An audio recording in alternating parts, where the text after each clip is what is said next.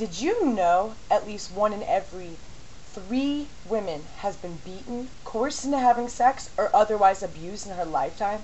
Roughly 1.3 million women and 800,000 men are physically abused by their intimate partner every single year in the United States.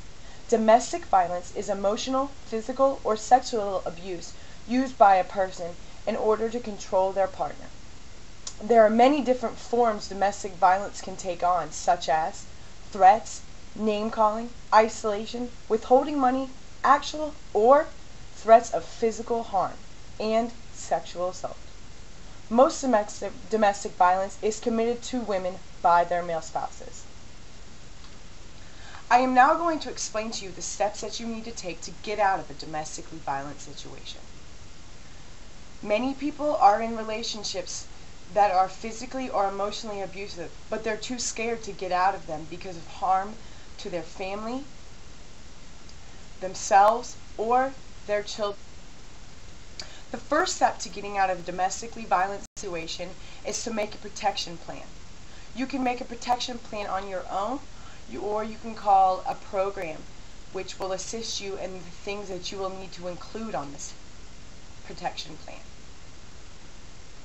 If you write the plan out, make sure that you hide it in a place that your spouse cannot find it. Protection plans should be made for many different situations, like physical assault occurs, when you decide to leave, or protecting yourself after you leave. The following things are things that you should include in your protection plan. Important phone numbers like the police, friends, family, and a number for a shelter just in case you need to leave. A list of people that you can ask to call the police when they hear suspicious noises coming from your home. The best way to quickly leave your home if things start getting bad. Where to keep your purse, your keys, and things that some change of clothes if you need to leave quickly.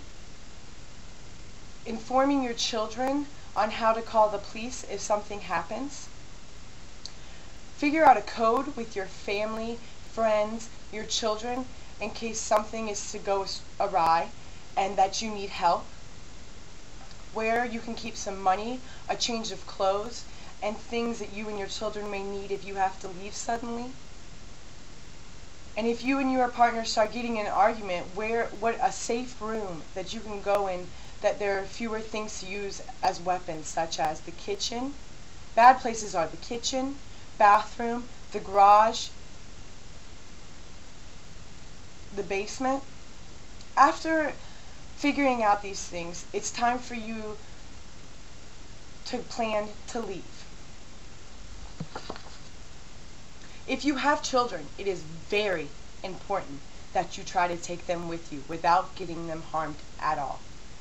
It is important because if you have physical custody of them, it is much easier to get permanent legal custody of your children after you decide to leave your home. When you leave, you should try to bring as many of the following things as you can, because it might be hard for you to get them later.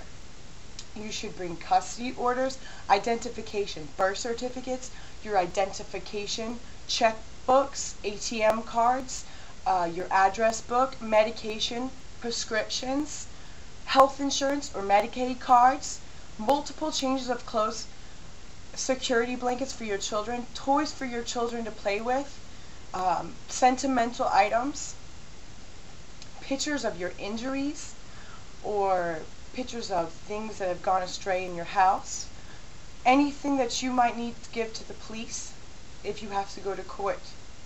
I'm now going to explain to you how the police can assist you. What the police can do for you completely depends on what you can give them, you can tell them, or other people are willing to tell them.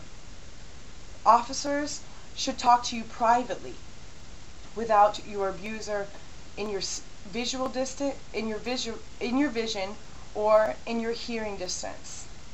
The officer will be looking for information like evidence of harm or injury to you or your children, damage to personal property, damage to windows, walls, furniture, signs of a break-in, threatening messages on your voicemail, or threatening letters to you from your spouse, it is very important that you know how to protect yourself after you leave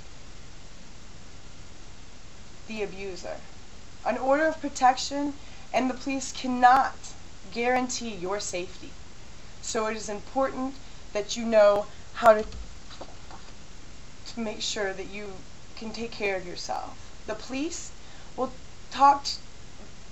things that they can do to help you are, police will take your calls more seriously. The abuser can be put in jail if he violates the protection of order of protection that you have taken out on him.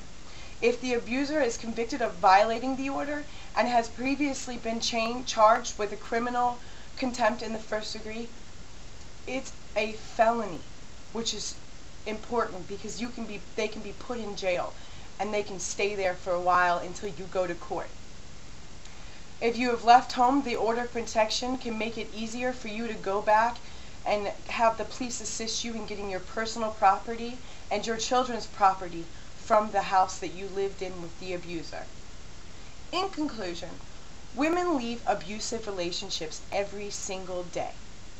Women have a lot of resources that they can get help or even just someone to talk to while the abuse is going on. Here is a phone number